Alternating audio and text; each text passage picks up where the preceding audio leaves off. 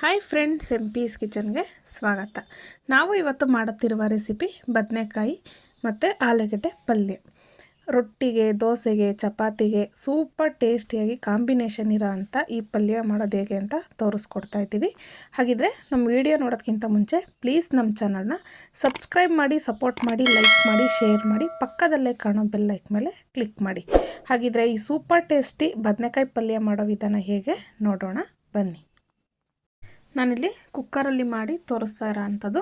ನಿಮಗೆ ಕುಕ್ಕರ್ ಬೇಡ ಅಂದರೆ ನೀವು ಕಡಾಯೆಲ್ಲನೂ ಮಾಡ್ಕೋಬೋದು. ನಾನಿಲ್ಲಿ ಕುಕ್ಕರಲ್ಲಿ ಒಂದು ಕುಕ್ಕರ್ ಬಿಸಿ ಇಟ್ಕೊಂಡಿದ್ದೀನಿ. ಕುಕ್ಕರ್ ಬಿಸಿಯಾಗಿದೆ. ಈಗ ನಾನಿಲ್ಲಿ ಒಂದು 4ರಿಂದ 5 ಟೇಬಲ್ ಸ್ಪೂನ್ ಆಗೋವಷ್ಟು ಆಯಿಲ್ನ ಸೇರಿಸ್ಕೊತಾ ಇದ್ದೀನಿ. ಈಗ ಆಯಿಲೆಲ್ಲ ಬಿಸಿಯಾಗಿದೆ. 1 ಟೇಬಲ್ ಸ್ಪೂನ್ ಆಗೋವಷ್ಟು ಸಾಸಿವೆನ ಸೇರಿಸ್ಕೊಳ್ಳೋಣ.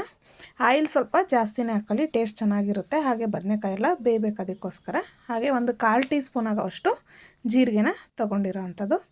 ಈಗ ನಾನು ಹಸಿ ಕರ್ಬೇವಿನ ಸೊಪ್ಪನ್ನ ತೊಗೊಂಡಿದ್ದೀನಿ, ಫ್ರೆಶ್ ಇರೋ ಅಂಥದ್ದು. ಕರ್ಬೇವಿನ ಸೊಪ್ಪು ಹಾಕಬೇಕಾದ್ರೆ ಸ್ವಲ್ಪ ಹುಷಾರಾಗಿ ಹಾಕಬೇಕಾಗುತ್ತೆ, ಅದು ಸಿಡಿಯುತ್ತೆ. ಅದಕ್ಕೋಸ್ಕರ ಕೈಯೆಲ್ಲ ಸಿಡಿಸ್ಕೋಬಾರ್ದು ಅಂತ ಹೇಳ್ಬಿಟ್ಟು.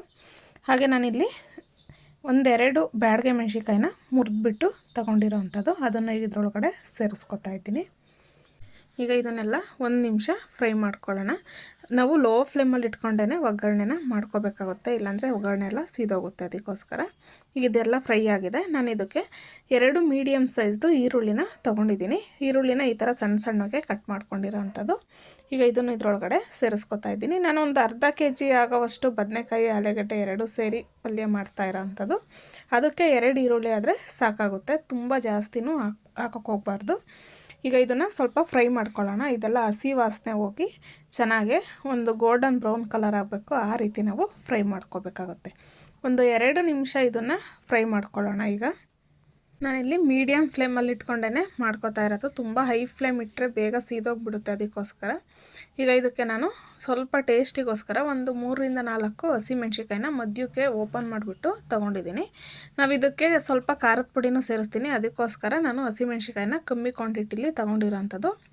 ಹಸಿಮೆಣ್ಸಿಕಾಯಿ ಸ್ವಲ್ಪ ಖಾರ ಕಮ್ಮಿ ಇರೋದನ್ನೇ ತೊಗೊಂಡ್ರೆ ಗ್ಯಾಸ್ಟ್ರೈಟಿಸ್ ಏನೂ ಆಗೋಲ್ಲ. ಅದಕ್ಕೋಸ್ಕರ ಈಗ ಇದನ್ನೆಲ್ಲ ಚೆನ್ನಾಗಿ ಫ್ರೈ ಮಾಡ್ಕೊಳ್ಳೋಣ. ಈಗ ಇದು ನೋಡಿ, ಚೆನ್ನಾಗಿ ಈರುಳ್ಳಿ, ಮೆಣಸಿನ್ಕಾಯಿ ಎಲ್ಲ ಚೆನ್ನಾಗಿ ಫ್ರೈ ಆಗಿದೆ. ಇದಕ್ಕೆ ಒಂದು ಅರ್ಧ ಟೀ ಸ್ಪೂನ್ ಆಗೋವಷ್ಟು ಶುಂಠಿ ಬೆಳ್ಳುಳ್ಳಿ ಪೇಸ್ಟ್ನ ತೊಗೊಂಡಿರೋಂಥದ್ದು. ನಿಮ್ಗೇನಾದರೂ ಶುಂಠಿ ಬೆಳ್ಳುಳ್ಳಿ ಪೇಸ್ಟ್ ಇಷ್ಟ ಆಗಲ್ಲ ಅಂದರೆ ಬರೀ ಬೆಳ್ಳುಳ್ಳಿನೂ ಜಜ್ಜಿಬಿಟ್ಟು ಒಗ್ಗರಣೆಯಲ್ಲಿ ಸೇರಿಸ್ಕೋಬೋದು. ನಿಮಗೆ ಬೆಳ್ಳುಳ್ಳಿನೂ ಇಷ್ಟ ಆಗಲ್ಲ ಅಂದರೆ ನೀವು ಸ್ವಲ್ಪ ಇಂಗು ಸೇರಿಸ್ಕೋಬೋದು, ಪುಡಿ ಇಂಗು ಸಿಗುತ್ತೆ. ಈಗ ಇದೆಲ್ಲ ಹಸಿ ವಾಸನೆ ಹೋಗಿ ಫ್ರೈ ಆಗಿದೆ. ನಾನಿಲ್ಲಿ 2 ಮೀಡಿಯಮ್ ಸೈಜ್ದು ಟೊಮೊಟೊನ ತೊಗೊಂಡಿರೋ ಅಂಥದ್ದು. ನೀವು ಫಾರಮ್ ಟೊಮೊಟೊನಾದರೂ ತೊಗೋಬೋದು, ಇಲ್ಲ ಹುಳಿ ಇರೋ ಟೊಮೊಟೊ ಆದರೂ ತೊಗೋಬೋದು. ಹುಳಿ ಇರೋ ಟೊಮೊಟೊ ತಗೊಂಡ್ರೆ ಸ್ವಲ್ಪ ಕಮ್ಮಿ ತೊಗೋಬೇಕಾಗುತ್ತೆ, ಜಾಸ್ತಿ ಹುಳಿ ಆಗುತ್ತೆ. ಅದಕ್ಕೋಸ್ಕರ ಈಗ ಟೊಮೊಟೊ ಸೇರಿಸ್ಕೊಂಡು ಇದನ್ನು ಚೆನ್ನಾಗಿ ನಾವು ಮಿಕ್ಸ್ ಮಾಡಿಕೊಂಡು ಫ್ರೈ ಮಾಡ್ಕೊಳ್ಳೋಣ. ಟೊಮೊಟೊ, ಈರುಳ್ಳಿ ಎಲ್ಲನೂ ಸಾಫ್ಟಾಗಿ ಫ್ರೈ ಆಗಬೇಕು, ಆ ರೀತಿ ನಾವು ಫ್ರೈ ಮಾಡ್ಕೋಬೇಕು.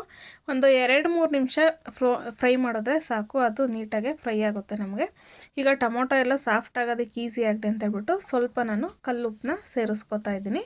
ಹಾಗೆ 1 ಚಿಟಿಕೆ ಆಗೋವಷ್ಟು ಅರಿಶಿನದ ಪುಡಿನೂ ಸೇರಿಸ್ಕೊತಾ ಇದ್ದೀನಿ. ನಾವು ಅರಿಶಿನ ಮತ್ತು ಉಪ್ಪು ಹಾಕೋದ್ರಿಂದ ಟೊಮೊಟೊ ಎಲ್ಲ ಬೇಗ ಸಾಫ್ಟಾಗಿ ಬೇಯುತ್ತೆ. ಅದಕ್ಕೋಸ್ಕರ ಈಗ ಇದನ್ನೆಲ್ಲ ಒಂದು ಸತಿ ಮಿಕ್ಸ್ ಮಾಡಿಕೊಂಡು ನಾವು 1-2 ನಿಮಿಷ, ನೀವು ಲಿಡ್ ಕ್ಲೋಸ್ ಆದ್ರೂ ಮಾಡಿ ಫ್ರೈ ಮಾಡ್ಕೋಬೋದು. ಲಿಡ್ ಕ್ಲೋಸ್ ಮಾಡಿದ್ರೆ ಬೇಗ ಫ್ರೈ ಆಗುತ್ತೆ. ಅದಕ್ಕೋಸ್ಕರ ಈಗ ಇದನ್ನೆಲ್ಲ ಮಿಕ್ಸ್ ಮಾಡಿ ನಾನು ಫ್ರೈ ಮಾಡ್ಕೊತಾ ಇದ್ದೀನಿ.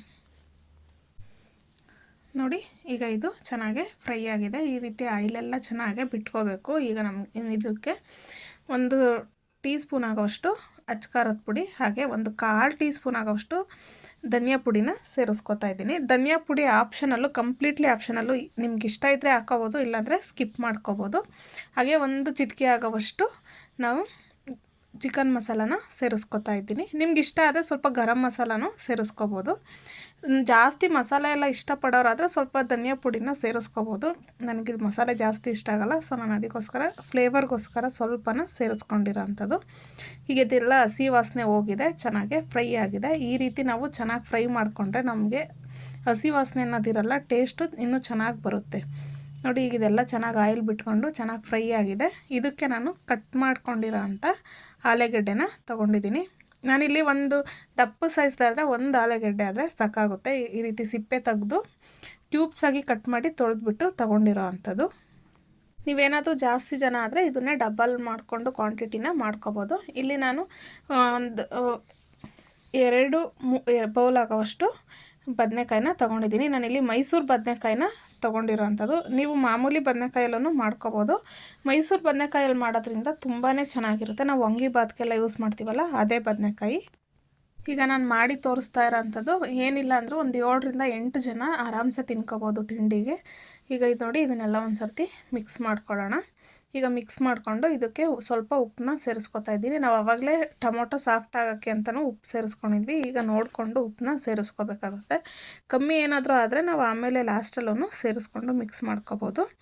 ಈಗ ಇದೆಲ್ಲ ಚೆನ್ನಾಗಿ ಉಪ್ಪು ಸೇರಿಸ್ಕೊಂಡು ಈಗ ನಾನು ಒಂದು ಚಿಕ್ಕ ಗ್ಲಾಸಲ್ಲಿ ಒಂದು ಗ್ಲಾಸ್ ಆಗೋಷ್ಟು, ಒಂದು 20-30 ml ಆಗೋವಷ್ಟು ವಾಟರ್ನ ಸೇರಿಸ್ಕೊತಾ ಇದ್ದೀನಿ. ನಾನಿಲ್ಲಿ ಬಿಸಿ ನೀರನ್ನ ಸೇರಿಸ್ಕೊತಾ ಇದ್ದೀನಿ.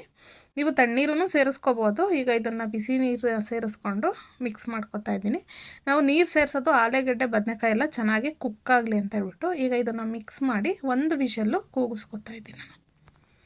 ಈಗ ನೋಡಿ, 1 ವಿಷಲ್ಲು ಚೆನ್ನಾಗಿ ಕೂಗಿಸ್ಕೊಂಡು ನಾವು ಮೀಡಿಯಮ್ ಫ್ಲೇಮಲ್ಲಿ ಇಟ್ಕೊಂಡು ಕೂಗಿಸ್ಕೋಬೇಕಾಗುತ್ತೆ. ಹೈ ಫ್ಲೇಮ್ ಇಡಬಾರ್ದು, ಚೆನ್ನಾಗಿ ಬೆಂದ್ಕೊಳ್ಳುತ್ತೆ. ಅದಕ್ಕೋಸ್ಕರ ಈಗ ಲಿಡ್ ಓಪನ್ ಮಾಡ್ಕೊತಾ ಇದ್ದೀನಿ. ನೋಡಿ ಎಷ್ಟು ಚೆನ್ನಾಗಿ ಸಾಫ್ಟಾಗೆ ಬೆಂದಿದೆ ಅಂತ ಹೇಳ್ಬಿಟ್ಟು.